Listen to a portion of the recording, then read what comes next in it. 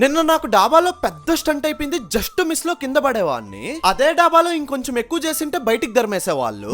అసలు ఏమైందంటే నిన్న తిరుమల నుంచి ఆకాశం ఉజ్వల్ వచ్చారు. ఇంకా ముగ్గురం మాట్లాడుకొని కాణిపాకంకి వెళ్దామని ఫిక్స్ అయ్యాము. కాణిపాకంకి నేను ఎప్పుడో చిన్నప్పుడు ఒకసారి, మళ్ళీ రీసెంట్ గా అయ్యప్ప స్వామి మాలేసినప్పుడు ఒకసారి వచ్చాను. మీకు కాణిపాకం విశిష్టత ఏంటో తెలిస్తే ఖచ్చితంగా ఈ వీడియో కింద కామెంట్ చేయండి. నాకు ఒక విశిష్టత తెలుసు. అదేంటంటే ఇక్కడ వినాయక స్వామి బావిలో పెరుగుతా ఉంటారంట. అది కూడా అంత క్లారిటీగా ఏం తెలీదు. మీకు గన్ తెలిసింటే ఖచ్చితంగా ఈ వీడియో కింద కామెంట్ చేయండి, నేను తెలుసుకుంటాను. ఇంకా దర్శనం చేసుకుని బయటికి వచ్చి ప్రసాదాలు తీసుకుంటా ఉంటే చాలా మంది గుర్తుపట్టారు. చాలా హ్యాపీగా అనిపించింది. ఇదంతా కేవలం మీ వల్లనే. Thank you and love you so much guys. ఇంకా ఇంటికి వెళ్ళేటప్పుడు ఒక డాబాలో తినడానికి ఆగాము. అక్కడ స్టార్టింగ్ లోనే ఉయ్యాలు కనిపించేసరికి ఊగానా పెద్ద స్టంట్ అయిపోయింది. జస్ట్ మిస్ లో కింద పడిపోయేవాడిని. ఇంకా అక్కడే పక్కన చిన్న చిన్న క్యూట్ రాబిట్స్ ఉంటే వాటితో ఆడుకున్నాను. భలే ఉన్నింది.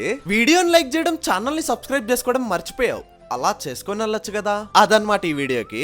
Okay bye.